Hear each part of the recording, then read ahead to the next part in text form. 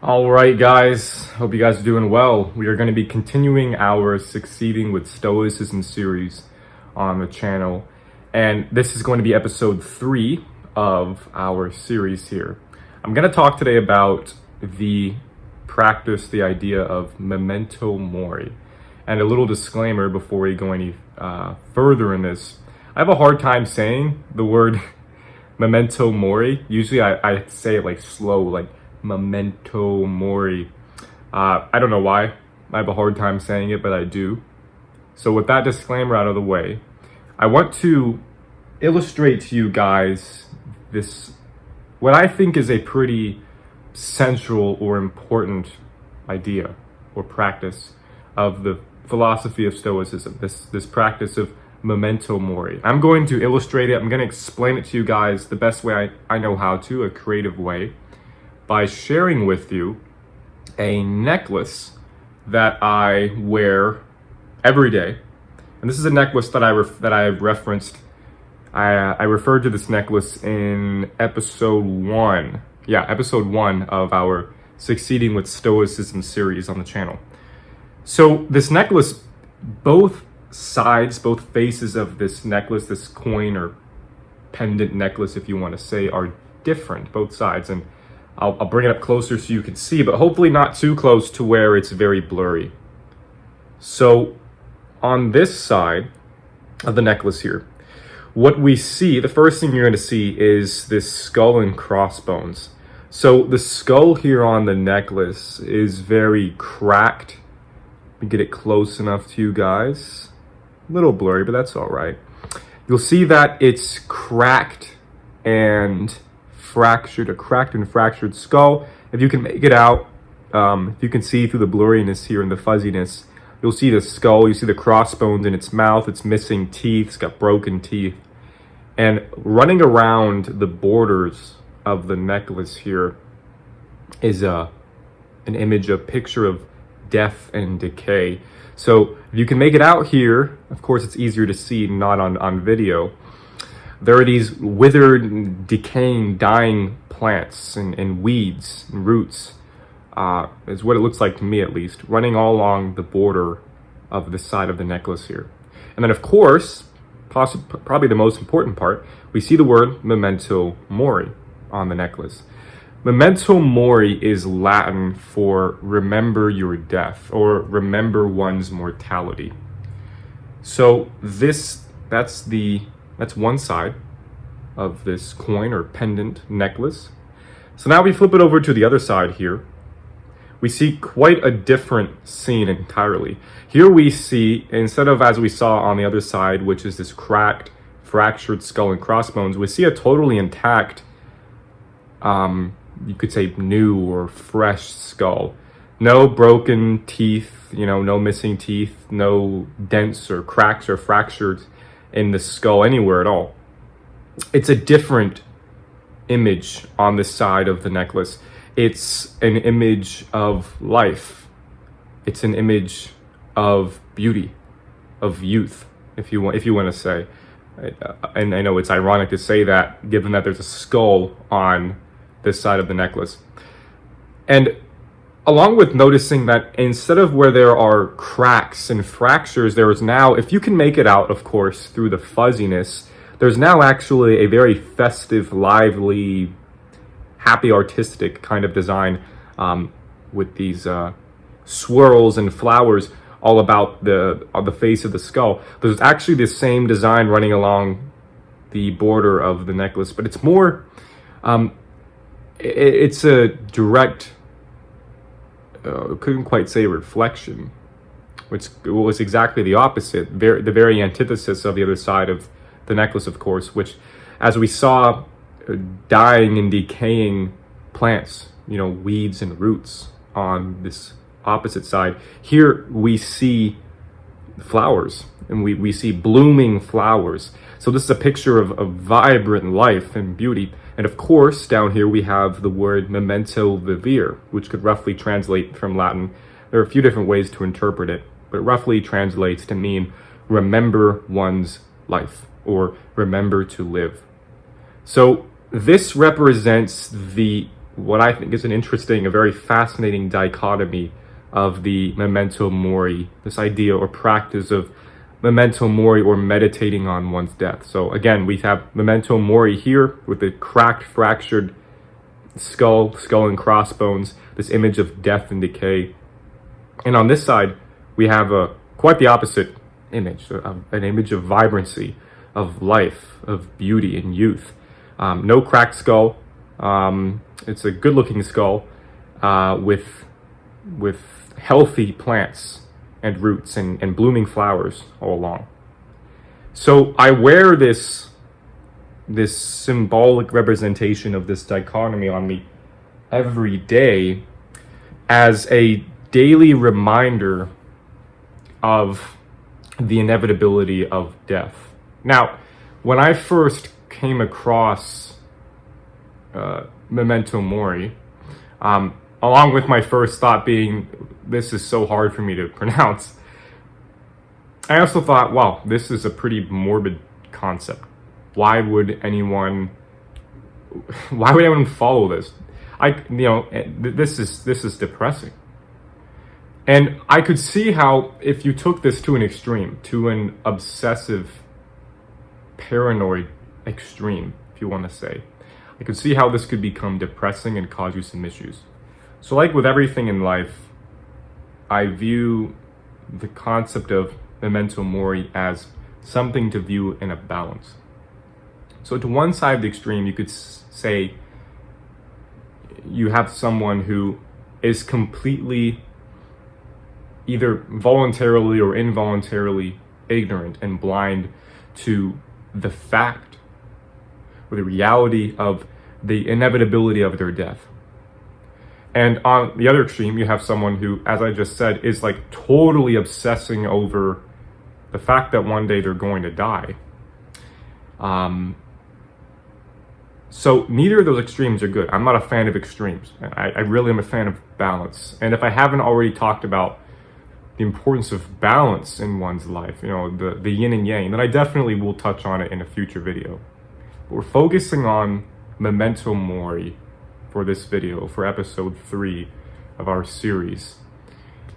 So if we want to avoid this extreme of never thinking about our death, but we also want to avoid this extreme of thinking too much about our death, and then the middle ground I see here, which I think we should all operate under, is to keep in the back of our head a reminder, maybe a reminder that we give to ourselves every morning when we wake up, and maybe every night before you go to bed, for example, that one day we are going to die. And that not only that, let's take it one step further, because as if that wasn't enough, right? To take it one step further, that not only are we going to die someday, but we also have no idea when that's going to happen. We have no idea. So to give you an example of my fascination with, why I find this idea so fascinating.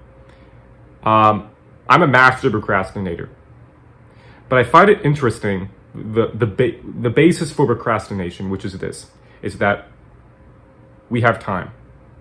That's really it. So you're a student, you have an essay due for a class in a week, and you know that you probably should start it soon, or even better, now. But you put it off because what do you tell yourself? You tell yourself, I have time. This isn't due for a week. I don't feel like doing it now, so I'm going to put it off till, for an hour. Or I'm going to do it tonight, start it tonight. Or I'm going to do it tomorrow, right? Or in a few days. But the reality of it, this is a fact of life. The reality of it is that there is no guarantee that you have more time. There is no guarantee that tomorrow is ever going to come for you, right? It is a true possibility that you may die in your sleep and never be able to actually get up in the morning and write that essay. Now that's pretty morbid. And of course, I understand how that could be very problematic for some people. For people who you could say have more obsessive personality types, which is why I'm not advocating for people to obsess over this. That's why I'm advocating for a balance of Memento Mori. Because in achieving that balance, I believe that this practice of Memento Mori can actually be a strong motivator for you in your life, as it is for me. When I think about how Memento Mori has helped me, it's exactly that. It's motivating in that it provides me with a sense of urgency. So, knowing that it's the truth, that not only am I going to die someday, but that I have no idea when I'm going to die. I don't know, I may die tonight in my sleep. Or maybe it's tomorrow. Maybe it's a year from now. Maybe it's 50 years from now. Maybe it's in 8 days. I use that randomness in that example, the sort of random order, to illustrate how we don't know. We have no idea. So if you're going to meet some of your friends for coffee later in the week, so I'm filming this video today on a Tuesday, June 9th. Yeah, Tuesday. And you're going to meet your friends for some coffee this coming Friday, let's say. There's a pretty good chance that you're not going to die. Probably. From today until Friday. And that you're probably going to meet your friends and have a good time getting coffee with them. But there's a chance that you won't make it. Or let's say you do make it to Friday. You're hanging out with your friends. Here's another part of Memento Mori that I use daily to help me. This is the other point I was getting to in this video. To help me cultivate a sense of awareness for the good things in my life. And with that, with that, a sense of gratitude and appreciation for the good people and things that I have in my life. So you are with your friends getting coffee. And as you know it, that the truth is that for you, one day you're going to die. And not just that, but you have no idea when that's going to happen. You also realize, while you're exploring this, that it's also true for everyone else, which means it's true for everyone in your life. It's true for everyone whom you care for in your life. So maybe, this is something that I try to do, maybe while you're getting coffee with your friends, you put your phone down and you truly pay attention to and care about what your friends are saying. And you look them in the eyes, knowing that it may be the last time you ever see them. Now again, I'm not advocating to become obsessive about this. And it may be a tricky balance to try and maintain, but I think it can be done. It's not that I don't believe it'd be good for anyone, while you're hanging out with your friends, grabbing coffee the whole time. Like, you can't have a good time because the whole time all you're doing is obsessing over the fact that they're going to die someday. It shouldn't ruin your day-to-day experiences, right? It shouldn't put a damper on everything you do. Rather, as with a lot of things of the philosophy of Stoicism, this is something that you can view as a tool. This is something that can help you, I believe, to, as I said, cultivate a sense of some gratitude for the good people and good things in your life.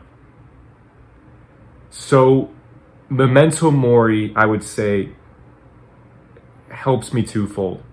To summarize this, it provides me with a sense of urgency, and it reminds me to be grateful for the things in my life. And what underlies this is the fact that one day I'm going to die. And not only am I going to die someday and leave this earth and everyone and everything behind me, but also that I have no idea when it's going to happen. So that provides me with a sense of urgency, because suddenly the very basis, let alone the motivation for procrastination, ideally should dissipate.